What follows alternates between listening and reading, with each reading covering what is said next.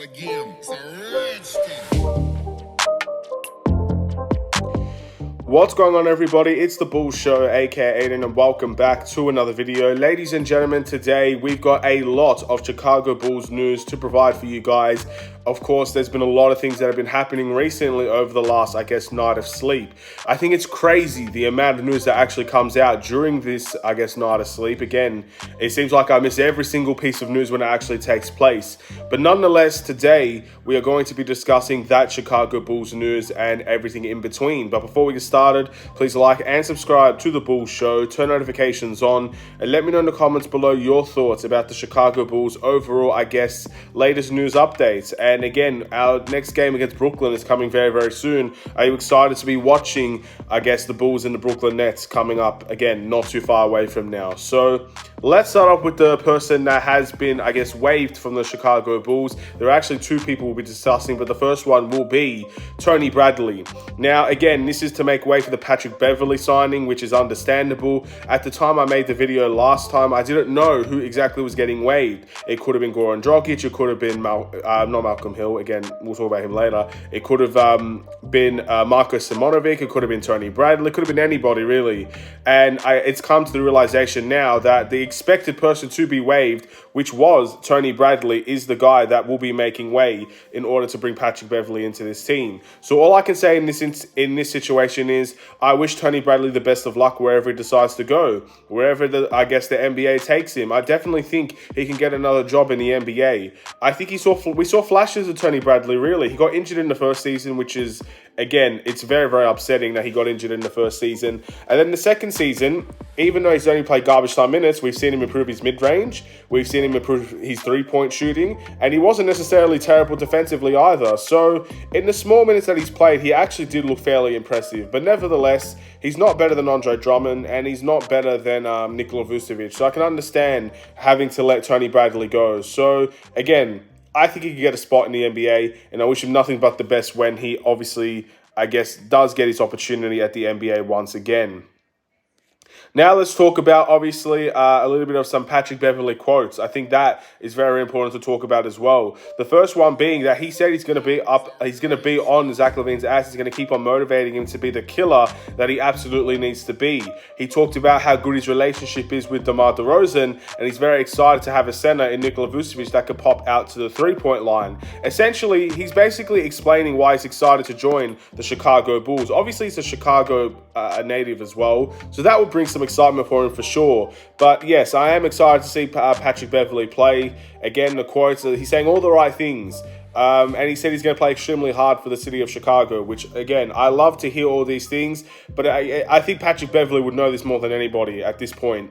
Your actions have to speak louder than your words. I know we've been saying it all season, but I think Patrick Beverly would be one of those guys that I think would know that more than anybody. Talk is fine. You can talk say whatever you need to say, but you got to show it up with your actions as well. And that's what I think we need to see from this entire Bulls team. And that's honestly why I'm happy that Patrick Beverly is here at this point in time, so we can demonstrate that to the whole team, because I think they need to hear it. I think we need to see more of that. So again, very, very interesting stuff there.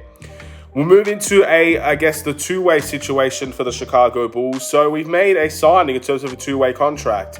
It's completely different than the ones that we're aware of. Obviously, our two-way contract spots were originally Malcolm Hill, and I think it was Justin Lewis. Then obviously we waived Justin Lewis. Oh, there was a bunch of two-way contract spots, to be honest. We had Justin Lewis, we had Kostas Antetokounmpo, we had Malcolm Hill, but now it looks like Malcolm Hill has been waived from the Chicago Bulls. Again, I believe he's from Chicago as well, so I wish him nothing but the best. I hope he can get another landing spot in the NBA. It probably will be a little bit more difficult for him, but again, he's a shooter. He might be able to get a spot somewhere in the NBA off of a bench, and I hope he can get that. But again, we'll wait and see.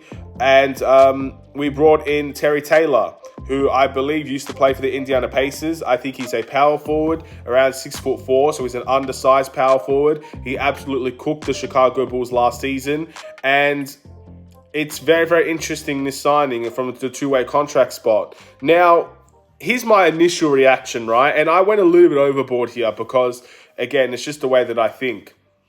When I first heard that the Bulls waived Malcolm Hill and signed Terry Taylor as a two-way contract spot, my initial reaction was the Bulls don't know if Javonte Green is going to be returning anytime soon, if he returns at all. That's the first thing I thought. I thought, okay, this is probably a sign that we're not going to bring Javonte Green back. That's my second thought. My third thought was, okay, if we're not bringing Javonte Green back, this is the signing that will replace Javonte Green this season, maybe, or a couple of games into this season. Then, at the end of the day, come free agency and come the offseason, we'll probably bring this guy onto the main team. That's the third thing I thought. And that obviously leads to the fourth thing, is that we're going to let Javonte Green go in free agency. And then the two-way contract spot that we have, that will be remaining next season, we'll use on somebody else. That's all of the things I thought within a space of maybe 2 minutes of looking at this signing for Terry Taylor. Now, of course, that might not come to light. We just don't know. We really don't know anything that the Chicago Bulls are doing. But those are the crazy thoughts that came into my head as soon as we made this signing, because it's a unique signing. Yes, it's not a guard, but he's 6'4". So again, he's an undersized forward in many ways, and that's what Javonte Green is by all metrics. So again, we'll wait and see what ends up happening from this. I can most definitely see him getting some game time towards the end of the season. Again, we saw it with Carlik Jones. We saw it with Malcolm Hill. We saw it a little bit with Marco. We're seeing some G League guys play now because they only have limited times to play. And when this team is so down on injuries at the moment, these are the opportunities for some of these guys to play. Javonte Green is still injured, if I'm not mistaken. So that's all the things I initially thought with the signing of Terry Taylor. We'll wait and see how it goes. Am I against this signing? No. But is this a signing that I believe can help shape the offseason? Probably. So we'll wait and see what ends up happening. Again, I think it's a solid pickup. A lot of people were speaking very highly about him. I think Pacers fans wanted to keep him as well. We'll just wait and see what ends up happening at this point in time with Terry Taylor and, of course, with Javonte Green, because I think those two will potentially go hand in hand by the offseason. We'll move into the last, I think, news story that I at least remember. Again, there was so much to talk about, and that is the fact that Lonzo Ball will not be returning this season for the Chicago Bulls. It was confirmed by Torres Carnisovis, and obviously the Bulls' social media pages made sure that it got out to Bulls fans. Lonzo Ball will not be returning to the Chicago Bulls this season. Of course, it's an absolute blow. Again, you're holding on for a glimmer of hope for all the season, really, that there was a chance he could come back, but there was a lot of damning news and damning things that were said and shown by media outlets suggesting that Lonzo Ball was not going to come back. The fact that so many people said that he's still not running or cutting, or that he's still feeling discomfort. I even think Casey Johnson mentioned it briefly in a podcast somewhere, if I'm not mistaken, that there was a very good chance Lonzo Ball wasn't going to return. And I didn't want to say anything until it was official by the Chicago Bulls, because at the end of the day, the last thing I want to do is make 3, 4, 5, 6 videos from all these different media outlets saying Lonzo Ball is this and Lonzo Ball is that. Again, it was getting to the point, we knew the date that the Bulls were going to say by Torres Carnisovis. We knew it was going to be by the All-Star break. So I waited. And again, this is the story that has come out. The focus for Lonzo Ball is to make a full recovery and to figure out the discomfort behind, I guess, his current situation, and again, to make a full return by next season. So again, it's kind of how we thought last season was going to be. When we saw Lonzo Ball wasn't coming back, it was to make a full recovery for this season. And obviously, it's to make a full recovery for next season now. So again, not very happy with that news, of course. Very, very upsetting news. I just wish Lonzo Ball the best. I hope he can get his health in order. And of course, I wish he can return to the NBA, because it seems that that's what he really wants to do. So we'll wait and see. Again, we'll just wait and see what happens with Lonzo Ball. I hope he can make a full recovery. But 2 years out of the NBA is a long time. And I'm not sure if he'll ever be the same player again. I really can't tell you that. It's really just comes down to, I guess, how good he'll feel towards the second year of being out of the NBA and entering his third year. That's a lot of time wasted in your NBA career. Again, we've seen it with TJ Warren, if I'm not mistaken. I don't think he's been the same player since. Jonathan Isaac from the Orlando Magic. I'm not sure if he's been the same player since. So it's a long, long, long time to be away from basketball. Let's hope he's the same player, because that's a huge, huge bonus in our direction. But again, in terms of him being the same player, I think right at this point it's highly unlikely he will return the same way as he, I guess, developed in the NBA thus far.